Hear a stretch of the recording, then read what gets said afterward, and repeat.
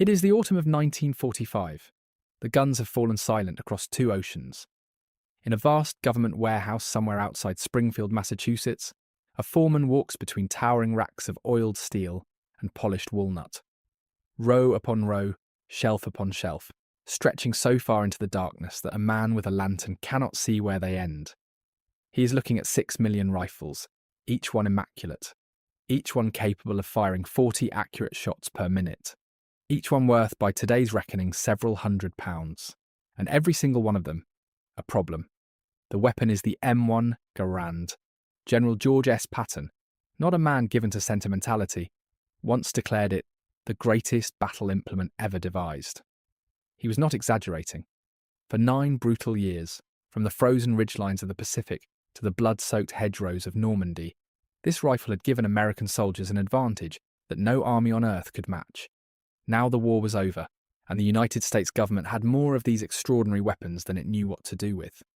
What happened next was one of the most quietly consequential decisions in the history of American firearms.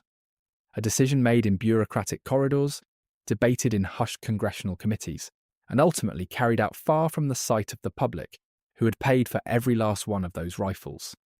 This is the story of what America did with its greatest weapon, and why, for decades, almost nobody was allowed to talk about it. To understand why 6 million rifles became a crisis, you must first understand what the M1 Garand actually represented in human terms. This was not simply a piece of military hardware. It was the product of one man's extraordinary, impoverished genius, and the government's deliberate decision to claim that genius for itself. John Cantius Garand was born on the first day of 1888 on a small farm outside Montreal, Quebec. His family moved to rural Connecticut when he was 11 years old. By 12, he was sweeping floors in a textile mill. By 18, he had already filed 2 patents. It was the mind of a natural engineer, trained not in universities but on the factory floor, in the steam and clatter of industrial machinery. When Garand began work as a civilian engineer at the United States Army's Springfield Armory in Massachusetts, he brought with him a ferocious instinct for mechanical improvement that the military establishment would spend the next decade trying to contain, redirect, and ultimately exploit. His semi-automatic rifle, patented in 1934 and formally adopted by the Army in 1936, was unlike anything that had come before in standard military service, where a bolt-action rifle required a soldier to manually cycle a new round after every shot, a process that took a trained infantryman roughly 1 second under ideal conditions. The Garand did it automatically. Expanding gases from each fired cartridge drove a long-stroke piston rearward through the operating rod, rotating the bolt, ejecting the spent case, and chambering a fresh round in a fraction of a second. The soldier simply pulled the trigger again. The practical consequence of this mechanism was staggering. A trained American infantryman with an M1 Garand could deliver 40 to 50 accurate shots per minute at a range of 300 yards. His German counterpart, armed with the standard Carabiner 98K bolt-action rifle, could manage perhaps 15. At ranges beyond 500 yards, the difference narrowed. At the distances where most men actually killed each other in the Second World War, the Garand was decisive. The rifle weighed 9.5 pounds, measured 43.5 inches in length, and was fed from an 8-round-on-block clip that ejected with a distinctive metallic ping when the last round was fired. Estimates suggest that, in total, more than 4 million were produced during the war years alone, with additional production continuing into the 1950s. And John Garand? He received his standard civil service salary throughout. Not a single penny in royalties. A bill was introduced in Congress to award him $100,000. It failed to pass.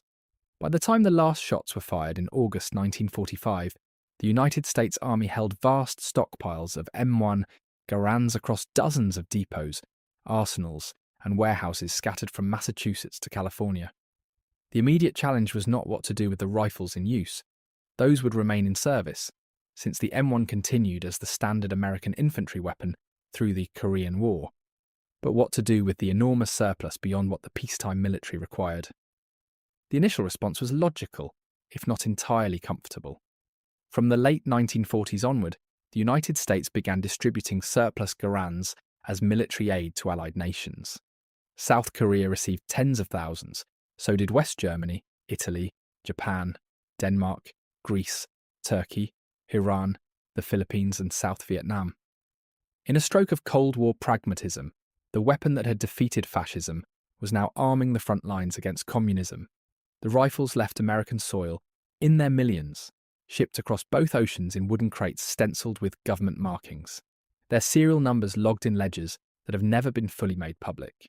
But foreign military aid could absorb only so many rifles. And as the 1950s wore on, and the M14 began replacing the Garand as America's standard service weapon, the surplus problem grew. The government turned to the Civilian Marksmanship Program, a congressionally chartered initiative that allowed eligible American citizens to purchase surplus military rifles as another outlet. For a time, this worked. Garands moved into the hands of competitive shooters, veterans, collectors, and history enthusiasts at modest prices. The rifles were still exceptional weapons. They shot beautifully. They were built to last generations. If you are finding this interesting, a quick subscribe helps more than you know. Then came 1968, and everything changed.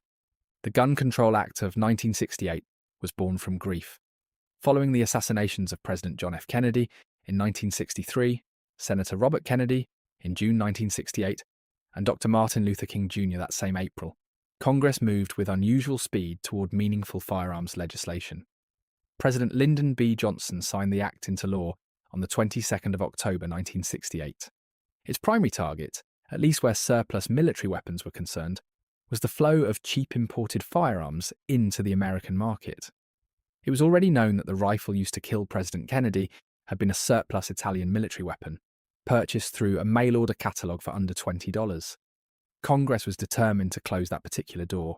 The act prohibited the importation of war surplus firearms that could not be certified as suitable for sporting purposes. It strengthened regulations on interstate firearms commerce. It tightened the requirements around who could sell guns and to whom.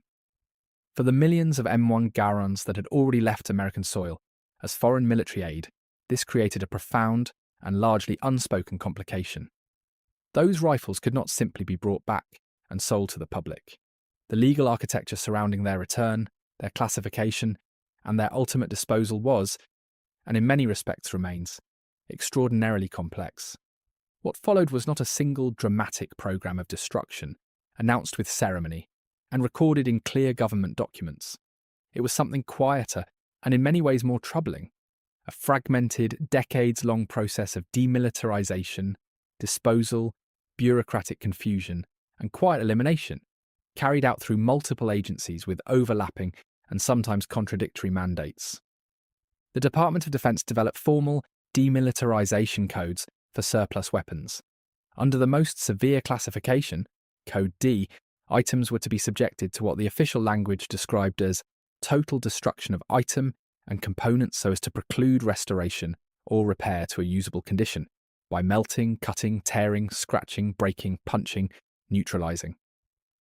For M1 Garand subjected to this process, the procedure was precise and irreversible. The barrel was drilled out, destroying the rifling. A steel rod was inserted and welded at both ends. In some cases, the barrel was additionally filled with molten lead or solder. The gas port was welded closed. The barrel was welded to the receiver. The firing pinhole was welded shut on the bolt face. What remained could be held, displayed pointed, but never fired.